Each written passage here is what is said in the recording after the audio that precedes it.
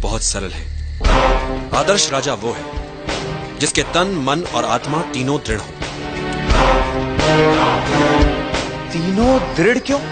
यदि राजा तन से दुर्बल हुआ तो ना संभाल पाएगा अपनी सेना को, ना सीमाओं को। और यदि उसका निर्बल और अस्थिर हुआ मन, तो पराजित होता रहेगा वो अपनी ही चिंताओं से। और उसकी आत्मा निर्बल हुई तो कैसे सबल करेगा वो अपनी निर्बल प्रजा को। देखो वत्स, नियति तो यही कहती है कि अधिक पाना है, और अधिक पाने के लिए बहुत खतरा उठाना पड़ता है। कुछ लोग खतरा नहीं उठाते, जीवन जैसे चल रहा है बस जीते चले जाते हैं। पर जो प्रगति करना चाहते हैं, ऊपर उठना चाहते हैं, जो कुछ उनके पास है उसे दांव पर लगाने से नहीं डरते। संभावना है कि हार जाएं वे, कुछ ना कर पाए वे, पर ये जो कुछ कर दिखाने का प्रयास है, यही उन्हें औरों से अलग बनाता है। भले ही वे हार जाएं,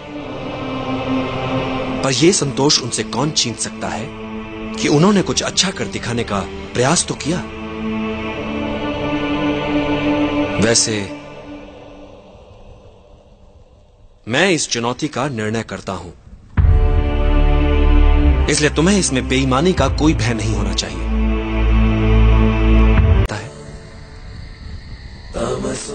मैं क्या छीन सकता हूं इससे, ये तो तुमने देख लिया, पर मैं इसे क्या दे सकता हूं, ये नहीं देखना चाहोगे।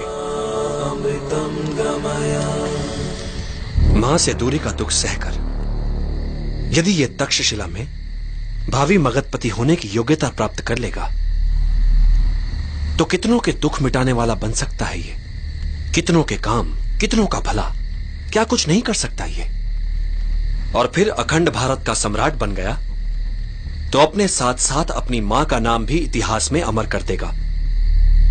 ये सुख भला मिल सकता है हर किसी को? नहीं, पर समय से पहले व्यर्थ काल्पनिक सोच मूर्खता होती है वत्स। अभी इसकी तीसरी परीक्षा हुई कहां है, उसे तो हो जाने दो।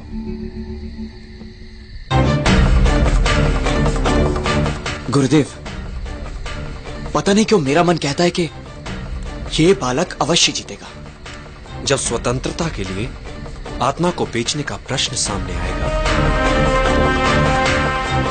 तब ये क्या करता है, देखते हैं। जोश अच्छा है वत्स, किंतु स्मरण रहे, बड़े बड़े योद्धा मात खा जाते हैं जब वो जोश में होश खो बैठते हैं। युद्ध का पहला नियम है अपना युद्ध चुनना सीखो। कब, कहां और किससे। युद्ध नीति कहती है कि वार सदैव अवसर देखकर ही करो। मुक्ति तो शीघ्र ही मिलेगी चंद्रगुप्त, किंतु ध्यान रहे, एकाग्रता बनी रहे। कठिन पथ पर चलने पर कई बार धैर्य टूट जाता है, हृदय विचलित होने लगता है, और कई बार तुम स्वयं से प्रश्न पूछ बैठोगे, पर तुम्हारा ध्यान सदैव लक्ष्य पर बना रहे, फिर वो चाहे तुमसे कितना ही दूर क्यों ना हो। मुझे ध्वनि वेदन सिखा सके। एक मार्ग है,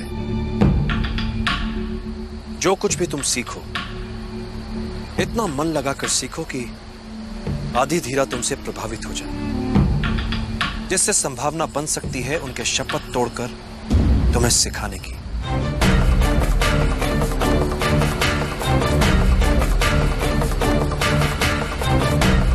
ये सब तुम पर निर्भर करता है। यदि तुम एकाग्रचित हो सको, अपने शरीर के साथ साथ अपने मन पर भी अधिकार कर लो, तो एक साधारण शरीर भी असाधारण कार्य कर सकता है, चाहे जितनी पीड़ा हो। यदि तुम्हारा मन उस पीड़ा को माने ही ना तो।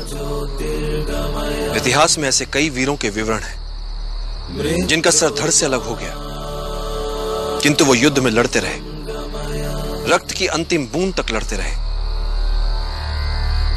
उन योद्धाओं को गौरवान्वित करो, बता दो उन्हें कि अब तुमने संभाला है उनका उत्तरदायित्व।